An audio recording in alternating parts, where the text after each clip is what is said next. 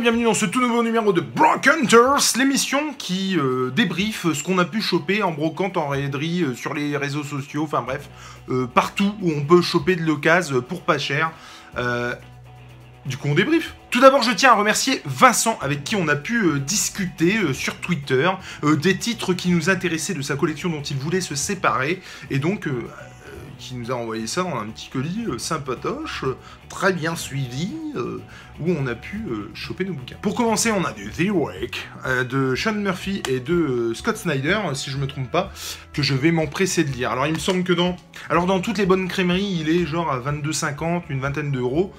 J'ai pu le choper à 10, donc c'est super cool. Et je vais me délecter du dessin de Sean Murphy, que j'apprécie tout particulièrement. Ensuite, j'ai très peu lu de Donny Cates.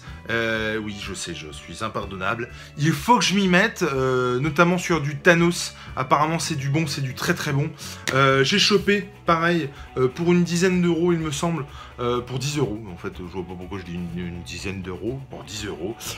Ghost Fleet, The Ghost Fleet, donc écrit par Donny Cates. Ouais, ça m'interroge, ça m'interpelle vachement.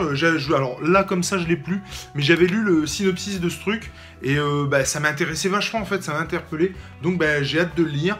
10 balles, très content de mon achat. Et le dernier, mais pas des moindres, puisque ça faisait longtemps que ça m'intéressait. J'étais vraiment très curieux. C'est un ovni que j'ai vu passer dans le monde du comics, édité chez iComics. Alors, excusez-moi pour cet accent de ouf, mais Shirtless Beer Fighter.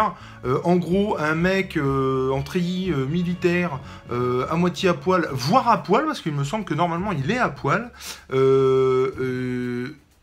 qui se bat avec des ours.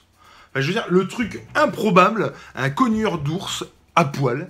Je suis assez curieux de dire ça et de voir ça. Et pour le coup, cette curiosité m'a été faite donc à 5 euros. Donc encore une fois, merci Vincent. Et bien, hâte de lire ça. Parce que c'est pour le coup ovni, mais du coup, pour pas cher, ce qui est encore plus sympathique. J'avoue que celui-ci, c'était surtout par curiosité plutôt qu'autre chose. Mais je vous dirai ce que j'en ai pensé, parce que on n'est pas à l'abri d'une bonne surprise. Voilà, c'est tout pour ce numéro de Brock Hunters. Quant à moi, il me reste à vous conseiller de chercher, de fouiner, de farfouiller, qu'il s'agisse des réseaux sociaux, en raiderie, en brocante, sur Vinted, sur Le Bon Coin. Fouinez, fouillez, vous ne savez vraiment jamais sur quoi vous pourrez tomber. Allez, ciao!